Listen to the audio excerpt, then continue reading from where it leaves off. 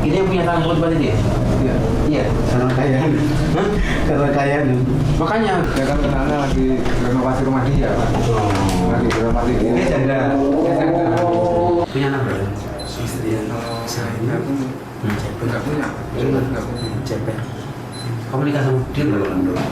Yang tahun Berapa? dia bilang tahun. Sampai bayar di juga 9 tahun. Iya. Kalau Sama namanya modusnya sama. sama Modelnya cara.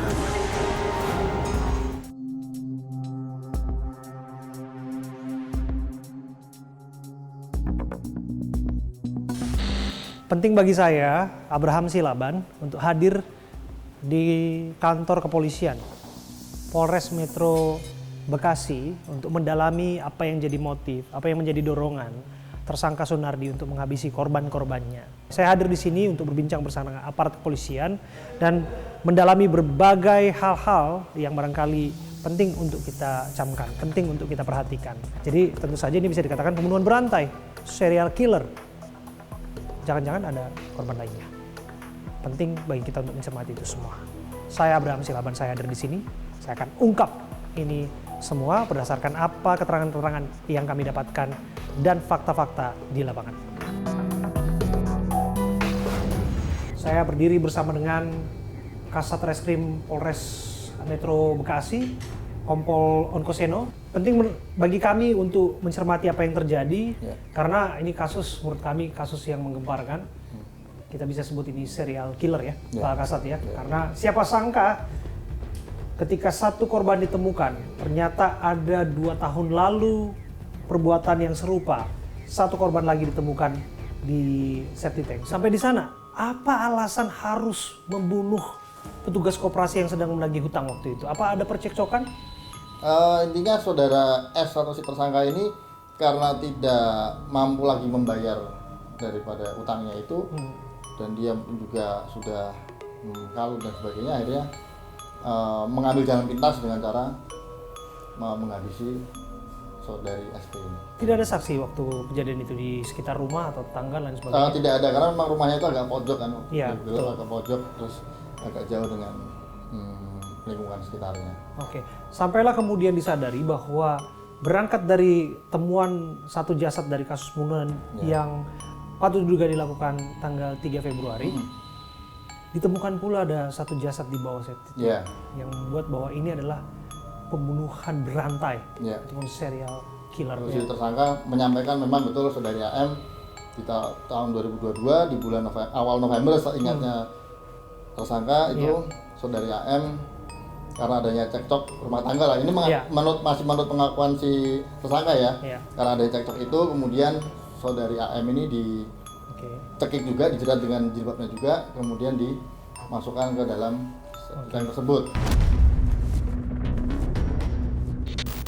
Gitu, lengkap dengan pakaiannya lah seperti itu. Ya.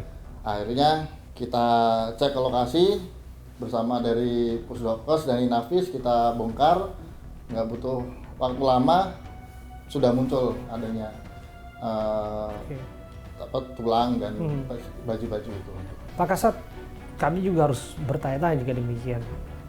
Jangan-jangan korban bukan hanya 2. Jangan-jangan ini adalah seseorang yang sudah melakukan pembunuhan berantai, bukan hanya 1, 2 kali atau beberapa korban lainnya.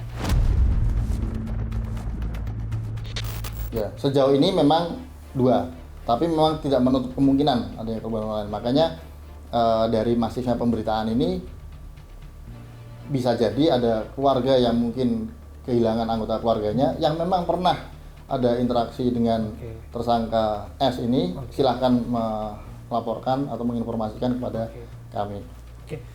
Apakah istri pertama yang dinikahinya, yang disebutkan bahwa itu dinikahi secara siri, itu mengetahui perbuatan yang pernah ia lakukan November 2022 silam, yaitu menghabisi nyawa istri mudanya? Ya, untuk sampai saat ini kami belum menemukan keterlibatan daripada istri pertama atau istri-istrinya tersebut, tapi juga masih akan kita dalami terus. Yang bersangkutan tidak mengakui. atau tidak mengetahui bahwa pernah ada perbuatan itu atau Ya. tidak melihat dan lain Ya, sebagainya. tidak mengetahui Oke. atau bahkan pun juga memang tidak melihat. Oke. Terakhir Pak Kasat, Ya. kami berbincang bersama dengan anak korban, yaitu anak Ibu Almaidah Ya. yang ia temukan jasadnya Ya. di dalam septic tank. Ia berharap bahwa pelaku dihukum mati. Apa iya itu ada dalam jerat hukum yang diterapkan pada tersangka?